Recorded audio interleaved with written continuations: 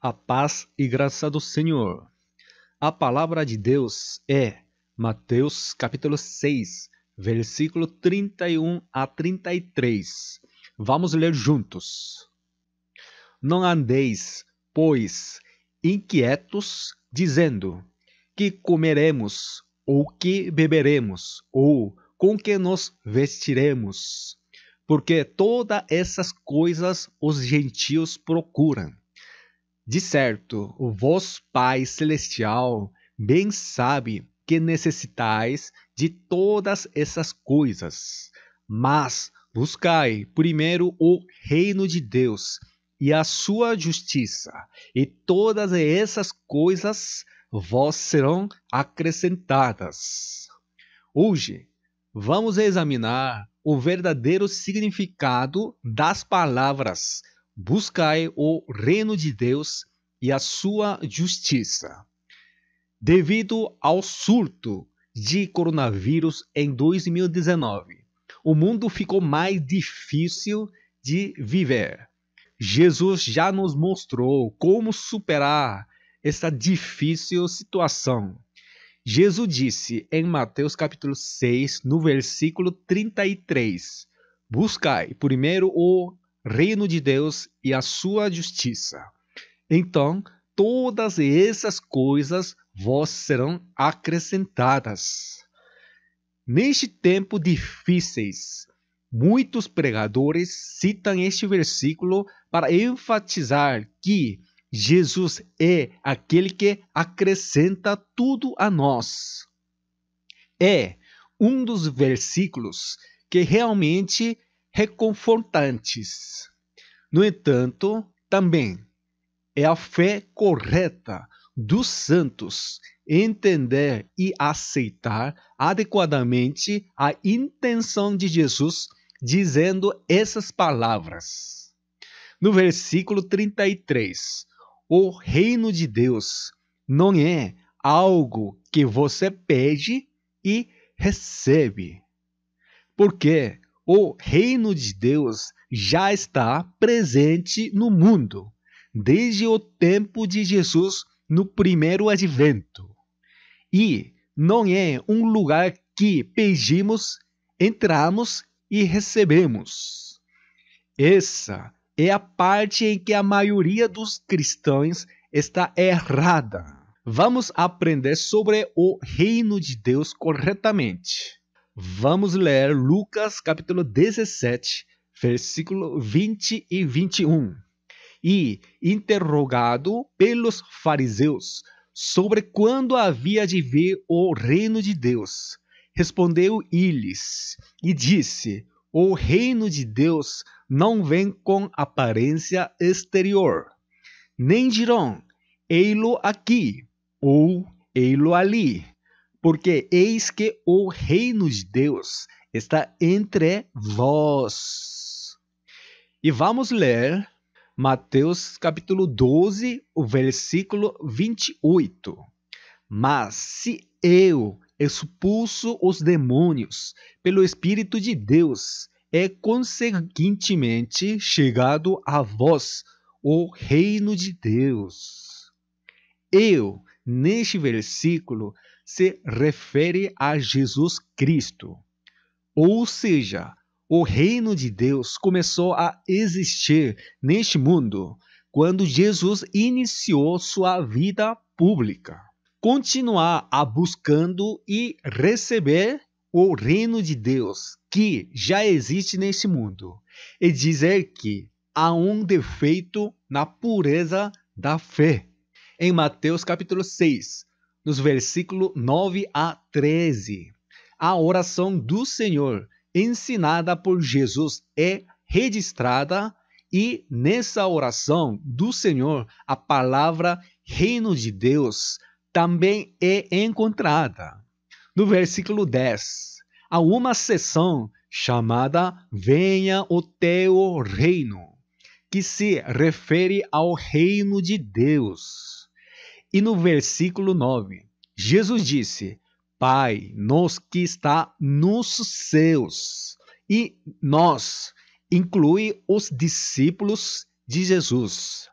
Em outras palavras, os discípulos se tornaram filhos de Deus. Logo se diz que os discípulos já estavam nascidos de novo. Vamos ler João capítulo 3, versículos 5 e 6. Jesus respondeu: na verdade, te digo que aquele que não nascer da água e do Espírito não pode entrar no reino de Deus.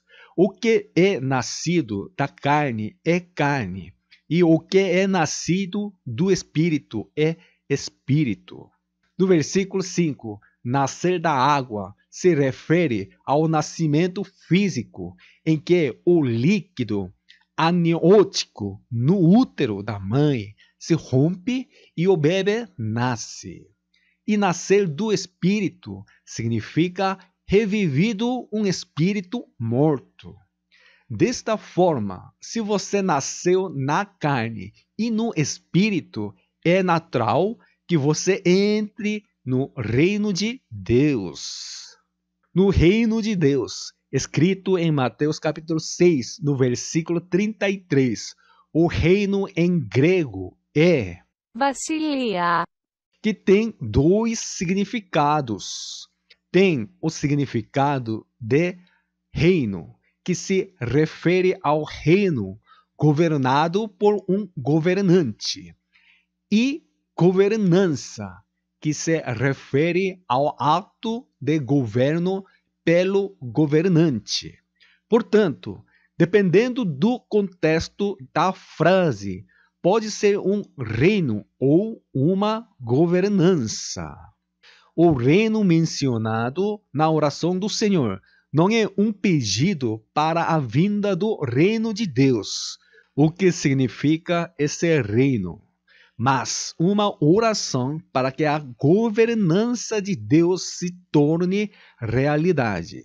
Da mesma forma, o reino de Deus, escrito em capítulo 6, versículo 33, deve ser traduzido como a governança de Deus, não um reino.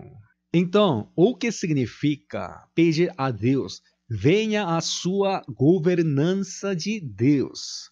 Não significa que isso aconteça no futuro. Isso significa que para nós agora, a governança deve ser aplicada imediatamente. Gênesis capítulo 2, no versículo 24, é o primeiro versículo da Bíblia a expressar a vontade forte de Deus. Este versículo reflete o futuro volicional mais poderoso da vontade de Deus na gramática hebraica do Antigo Testamento. Vamos ler Gênesis capítulo 2, versículo 24. Portanto, deixará o varão, o seu pai, e a sua mãe, e apegar-se a sua mulher, e serão ambos uma carne. Se traduzirmos este versículo como está escrito na escritura original em hebraico, deve expressar a vontade de Deus. Assim, certamente realizarei esta obra. Ou seja, é um versículo que contém uma forte vontade de fazer algo que Deus planejou. Os versículos que explicam como é o plano são Efésios, capítulo 5, versículo 31 e 32. Por isso, deixará o homem, seu pai, e sua mãe, e se unirá à sua mulher, e serão dois numa carne. Grande é este mistério. Digo-o, porém, a respeito de Cristo e da igreja. Neste versículo, o homem é Jesus Cristo e sua mulher é a igreja. O evento onde Jesus Cristo e a igreja se encontram no ar e finalmente se casam. Isso é o que Deus declarou em Gênesis capítulo 2, no versículo 24, que ele certamente executaria esse plano. E a cena da conclusão dessa declaração é o conteúdo de Apocalipse, capítulo 19, versículos 6 a 8. Vamos ler juntos. E ouvi como que a voz de uma grande multidão, e como que a voz de muitas águas, e como que a voz de grandes trovões, que dizia: Aleluia, pois já o Senhor Deus Todo-Poderoso reina. Regozijemo-nos e alegremo-nos e demos-lhe glória, porque vindas são as bodas do Cordeiro, e já a sua esposa se aprontou, e foi-lhe dado que se vestisse de linho fino, puro e resplandecente, porque o linho fino são as justiças dos santos.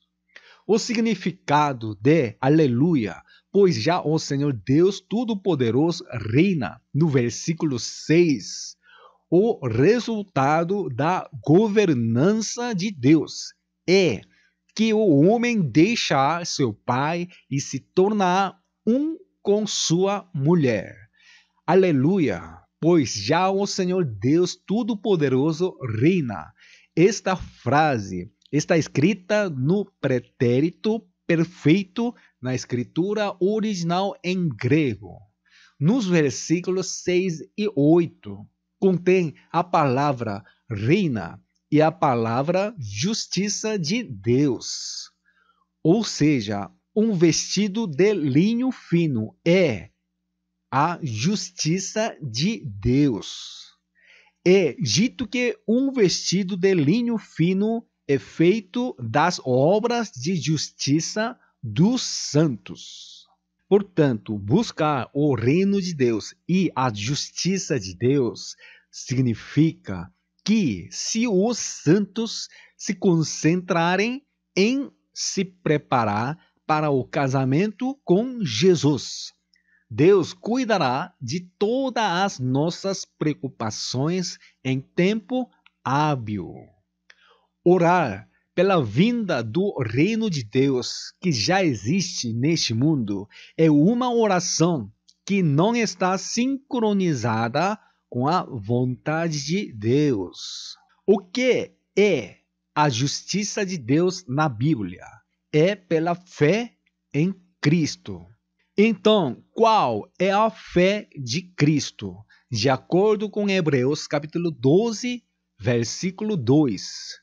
Olhando para Jesus, autor e consumador da fé, o qual, pelo gozo que lhe estava proposto, suportou a cruz, desprezando a afronta, e assentou-se à destra do trono de Deus. A Bíblia brasileira está devidamente traduzida. É olhar para Jesus, o Criador e Consumador da fé. Ou seja, a fé de Jesus é a primeira e a derradeira. E que tal pessoa olhou para a alegria além da cruz e suportou a cruz, vergonha. Ele suportou a cruz porque sabia que sua noiva estaria pronta. Portanto, esta justiça de Deus se refere ao estabelecimento de sua igreja por meio do sangue de Jesus Cristo e o tornar-se os filhos de Deus em um só corpo com a igreja. Romanos capítulo 3, versículo 22, também fala da justiça de Deus. Vamos ler juntos. Isto é a justiça de Deus, pela fé em Jesus Cristo, para todos e sobretudo os que creem, porque não há diferença. E 1 Coríntios capítulo 1, versículo 30 também fala sobre a justiça. Mas vós sois dele, em Jesus Cristo, o qual para nós foi feito por Deus, sabedoria e justiça e santificação e redenção. Os santos buscando a justiça de Deus. No final das contas, não há outro caminho a não ser por meio da justiça de Jesus Cristo. A única maneira de buscar a justiça de Deus é revestir de Jesus Cristo. Vamos ler Atos capítulo 13, versículo 39.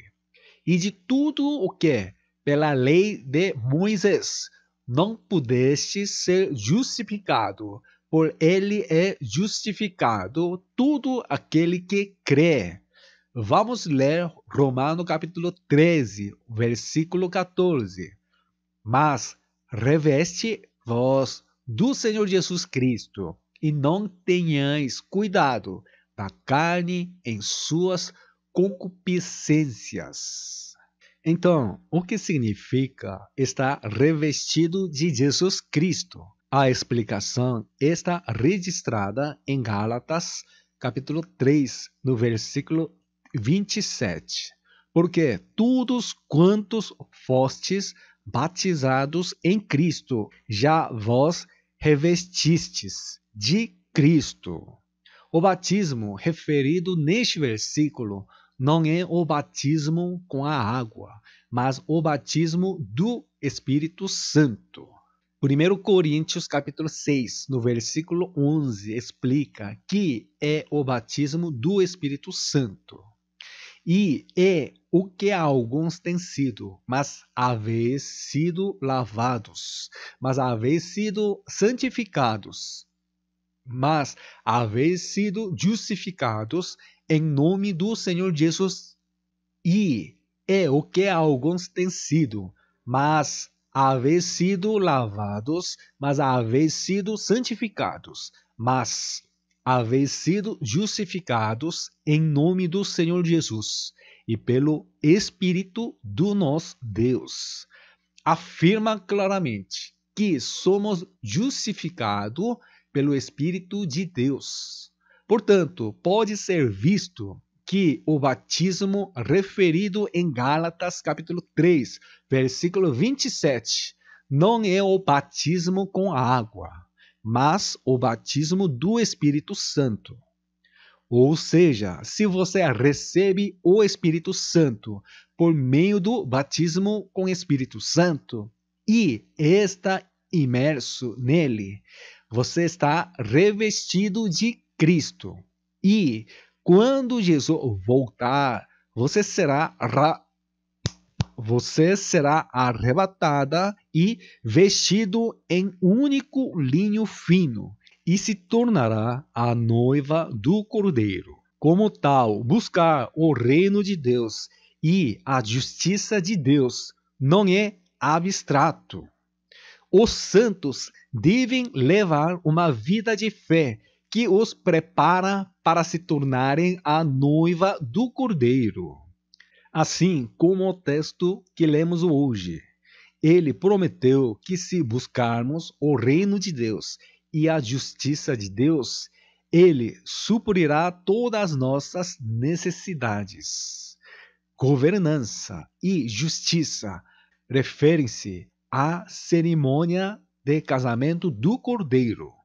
No entanto, muitas igrejas não buscam essa governança e justiça e pedem para que forneçam comida, roupas primeiro, o que é uma atitude que prova que você não acredita na promessa de Deus de resolvê-lo. Vamos ler Mateus capítulo 6, versículo 31 e 32. Não andeis, pois, inquietos, dizendo que comeremos ou que beberemos, ou com que nos vestiremos, porque todas essas coisas os gentios procuram. De certo, vós, Pai Celestial, bem sabe que necessitai de todas essas coisas. Disse que se preocupar com comida roupa e abrigo é o que os gentios fazem. O que os santos realmente precisam se preocupar é que eles devem buscar e se preparar para o reino de Deus e a justiça de Deus. Eu vou repetir novamente. O reino de Deus já está presente neste mundo. No entanto, o reino de Deus não pode vir até você porque você pensa que ele não veio e pede por ele. Vamos ler Romanos capítulo 14, versículo 17 e 18. Porque o reino de Deus não é comida nem bebida, mas justiça e paz e alegria no Espírito Santo. Porque quem nisto serve a Cristo, agradável e a Deus e aceito aos homens. É claramente afirmado que o reino de Deus não se trata de comer e beber. O reino de Deus é justiça, paz e alegria no Espírito Santo, mesmo que você não tenha comida e bebida suficiente. A paz e a alegria no Espírito Santo são a prova de que você está vivendo no reino de Deus. É verdade que a maioria dos cristãos sabe que este mundo não é um lugar de descanso eterno para os santos. No entanto, concentra zelo e atenção na vida neste mundo de vida curta. Significa que a esperança de vida eterna é tênue ou não tem. A vida de fé para a vida eterna significa uma vida de obediência sob o governo de Deus. É somente quando vivemos esta vida de fé que podemos ter a vida eterna. Vamos ler 1 Coríntios capítulo 15, versículo 19. Se esperamos em Cristo só nesta vida, somos os mais miseráveis de todos os homens. Se você vive uma vida preocupada com comida, roupas e abrigo, como os gentios procuram, você viverá uma vida pobre, que não receberá as bênçãos de Deus neste mundo, e a próxima vida será ainda mais miserável. Somente quando os santos se preparam de acordo com o propósito do governo de Deus. No reino de Deus, eles podem viver uma vida repleta de justiça, paz e alegria no Espírito Santo. Se você vive uma vida cheia de justiça, paz e alegria no Espírito Santo, você pode se tornar a noiva do Cordeiro. A condição essencial para ser a noiva do Cordeiro é o Espírito Santo. Por meio da parábola das 10 virgens em Mateus capítulo 25, que prepararam azeite do Espírito Santo, Jesus explicou como seria a vida no reino dos céus. A vida de segurar uma lâmpada, esperar pelo noivo, é a vida no reino dos céus. Se uma pessoa que era escrava do pecado crê em Jesus como um Salvador, ela receberá a autoridade para se tornar um filho de Deus.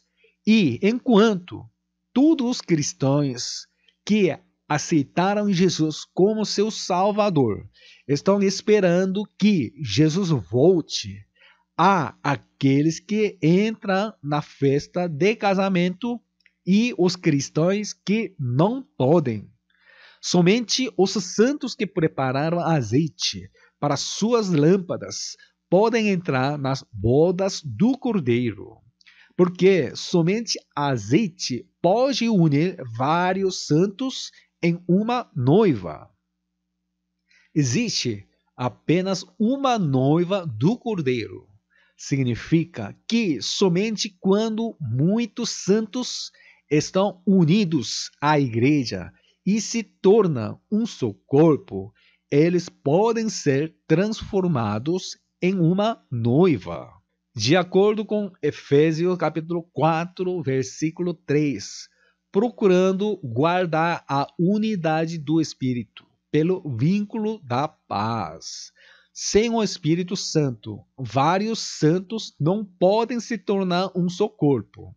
Portanto, aqueles que ainda não receberão o Espírito Santo devem receber o Espírito Santo, e aqueles que já receberão o Espírito Santo devem manter o cheio do Espírito Santo para que o Espírito Santo não seja extinguido. Como filhos de Deus, há coisas que devemos fazer primeiro. Mateus capítulo 9, versículo 15, fala do que os santos devem fazer. E disse-lhes Jesus: podem, porventura, andar tristes os filhos das bodas, enquanto o esposo está com eles. Dias, porém, virão em que lhes será tirado o esposo, e então jejuarão. No dia do casamento, a noiva se prepara para o casamento na sala de espera nupcial. Lá, a noiva se maquia, se veste vestido de noiva e entra na cerimônia de casamento. Da mesma forma, o casamento com Jesus tem uma sala de espera nupcial. No entanto, devido a um erro de tradução, o significado da palavra sala de espera foi traduzido como os filhos das bodas, e seu significado esmaeceu. Na escritura original, em grego, é escrito como nymphon, que significa sala nupcial. Os filhos de Deus, arrebatados, estarão reunidos nesta sala de espera. Entre os filhos, aqueles que prepararam azeite do Espírito Santo, e aqueles que não prepararam azeite serão divididos. Esta sala nupcial é o tribunal de Cristo, que em breve será aberto nos ares. Os cristãos que são lembrados desse julgamento não podem deixar de preparar azeite do Espírito Santo. Isso está de acordo com o propósito do reino de Deus e é a maneira de alcançar a justiça de Deus. Como está escrito em Mateus capítulo 9, no versículo 15, se o noivo for tirado, é o desespero total. Portanto, todos os cristãos não devem estar satisfeitos com a condição de filhos de Deus, mas devem se tornar santos que buscam governança de Deus e a justiça de Deus imediatamente para que possa se tornar noiva que prepara azeite. Vamos ler 2 Coríntios capítulo 11, versículo 3. Mas temo que, assim como a serpente enganou Eva com a sua astúcia, assim também sejam de alguma sorte corrompidos os vossos sentidos e se apartem da simplicidade que há em Cristo. A serpente neste versículo se refere ao diabo. Ainda hoje, este diabo tenta enganar com suas táticas astutas para roubar a salvação dos santos. A sua astúcia é apartar da simplicidade para com Cristo. A sua astúcia é perder a verdade e a pureza no coração dos crentes em Cristo. Os santos podem ter vida eterna somente quando eles vivem uma vida que cumpre o reino de Deus e a justiça de Deus. Se as preocupações dos santos são comer e beber, eles perderão a sinceridade de sua fé em Cristo. Não é fácil, mas não é impossível.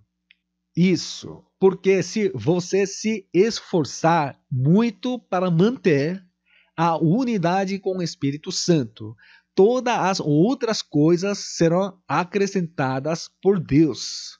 Eu oro em nome do Senhor Jesus Cristo, para que todos os santos que ouvem esta pregação percebam o propósito da governança de Deus e se tornem vencedores até o último dia. Deus vos abençoe em nome de Jesus.